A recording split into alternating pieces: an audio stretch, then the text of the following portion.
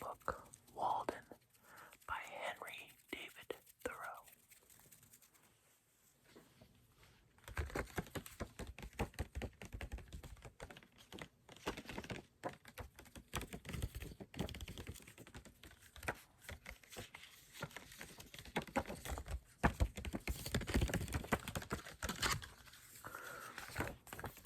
The back of the book reads, "The mass of men lead lives of quiet desperation. What is called resignation is confirmed desperation. From the desperate city you go into the desperate country, and have to console yourself with the bravery of minks and muskrats. A stereotyped but unconscious despair is concealed even under what are called the games and amusements of mankind. There is no play in them, for this comes after work, but it is a characteristic of wisdom not to do desperate things." And that is an excerpt from Walden. The name of the book, Walden.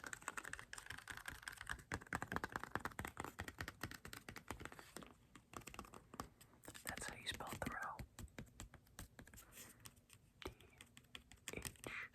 Thoreau.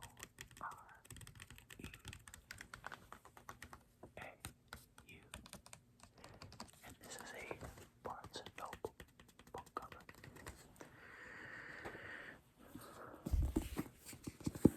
The book Walden was written by Thoreau during a period of time in his life when he went into deep isolation, and he lived in a cabin by a lake somewhere in the New England States territory, meaning from about Pennsylvania to Maine, somewhere in that region. And he only commuted into town about maybe once every 2 weeks for rations, for food, for fuel, and for the few necessities that he could not get on his own. Walden is a compilation of his journals and writings from that time, and I believe this was released during his lifetime.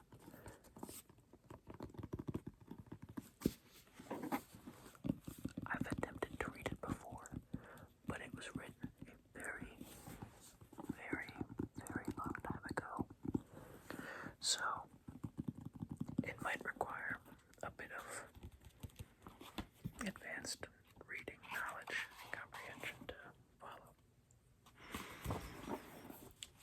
Chapter 1, Economy.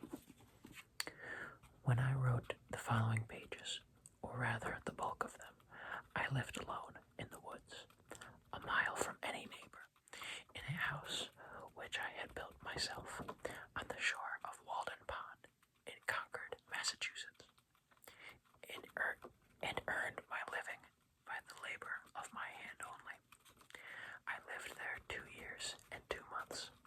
At present, I am a sojourner in a civilized life again.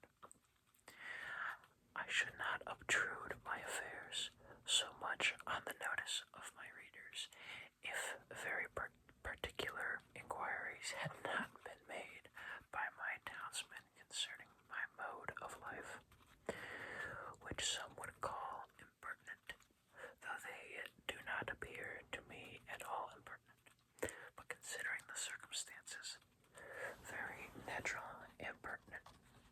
Some have asked what I got to eat, if I did not feel lonesome, if I was not afraid, and the like. Others have been curious to learn what portion of my income I devoted to charitable purposes, and some, who have large families, how many poor children I have maintained. I will therefore ask those of my readers who feel no particular interest of me to what? See, I'm sorry. I apologize. Give me just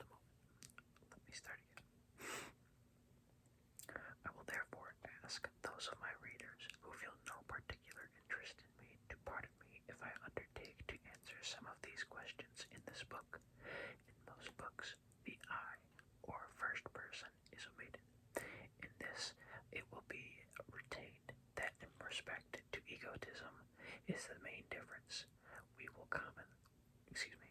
commonly do not remember that it is, after all, always the first person that is speaking. I should not talk.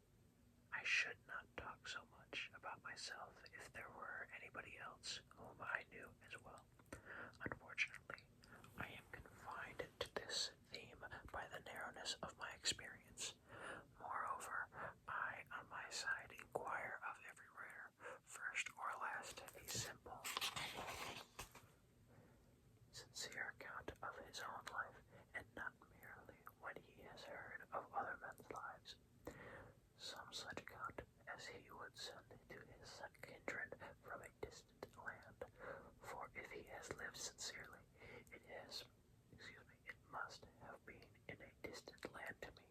Perhaps these pages are more particularly addressed to poor students.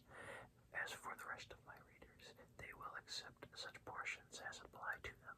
I trust that none will stretch the seams in putting on the coat, for it may do good service to he who it fits. I would first, I would fain say something, not so much concerning the Chinese and Sandwich Islanders as you who read these pages, who are said to live in New England, something about your condition, especially your outward condition or circumstances in this world, in this town, what it is, whether it is necessary that it be as bad as it is, whether it cannot be improved as well as not. I have traveled a good deal in Concord and everywhere, in shops and offices and fields. The inhabitants have appeared to me to be doing penance in 1,000 remarkable ways. What I have heard in Brahmins sitting exposed to 4 fires and looking in the face of the sun, or hanging suspended with their heads downward over flames, or looking at the heavens over the shoulders, until it becomes impossible for them to resume their natural positions, while from the twist of the neck nothing but liquids can pass into the stomach, or dwelling chained for life at the foot of a tree, or measuring with their bodies like caterpillars the breadth of vast empires, or standing on one leg at the tops of pillars. Even these forms of conscience penance are hardly more incredible and astonishing than the scenes which I daily witness. The 12 labors of Hercules were trifling in comparison with those which my neighbors have undertaken, for they were only 12, and had an end. But I could never see that these men slew or captured any monster or finished any labor. They have no friend Idolatrous to burn with a hot iron with the root of Hydra's head, but as soon as one head is crushed, 2 spring up. I see young men, my townsmen, whose misfortune it is to have inherited farms, barns, houses, cattle, and farming tools, for these are more easily acquired than gotten rid of.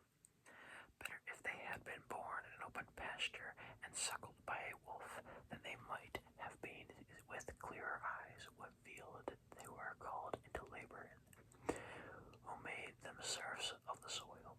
Why should they eat their 60 acres, when man is condemned to eat only his peck of dirt?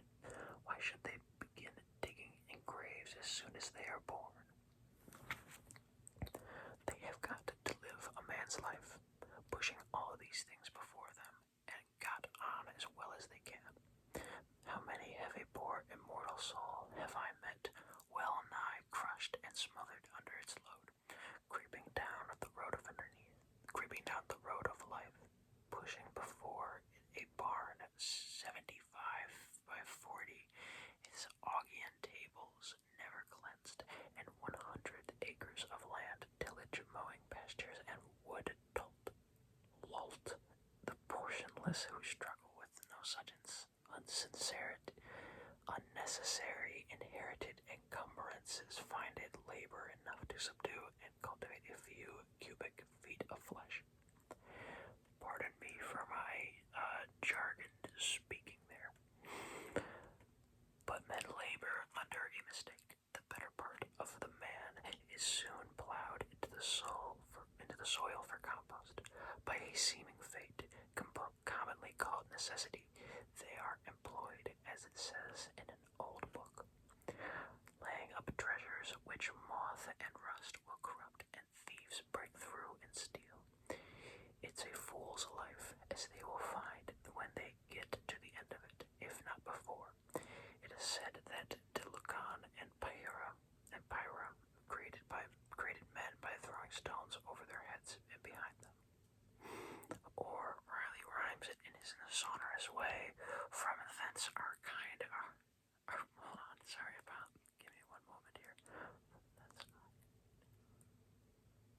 From thence our kind hard-hearted is enduring pain and care, approving that our bodies of a stony nature are. So much for a blind obedience to a blundering oracle, throwing the stones over their heads behind them and not seeing where they fell. Most men, even in this comparatively free country, through mere ignorance and mistake, are so occupied with the facetious cares and superfluously coarse labors of life that its finer fruits cannot be plucked by them. Their fingers, from excessive toil, are too clumsy and tremble too much for that. Actually, the laboring man has not leisure for a true integrity day by day. He cannot afford to sustain the manliest relations to men. His labor would be depreciated in the market. He has no time to be anything but a machine. How can he remember well his ignorance, which his growth requires? Who has so often to use his knowledge? We should feed and clothe him graciously sometimes, and recruit him with our cordials before we judge of him. The finest qualities of our nature, like the bloom of fruits, can be preserved only by the most delicate handlings, yet we do not treat ourselves nor one another thus tenderly. That was 6 pages in. If you're still with me, I appreciate your time, and I appreciate you bearing with me, because some of that is a bit hard to read, and I am a slow reader, self-admittedly. I hope I read at a consistent volume for you, so this audio was not too problematic. But thank you for being here. I hope you enjoyed the brief excerpt reading from Walden. Let me know if you'd like to see something more like this, or if you hated it and you would like to see nothing ever like this again. Share your thoughts down below.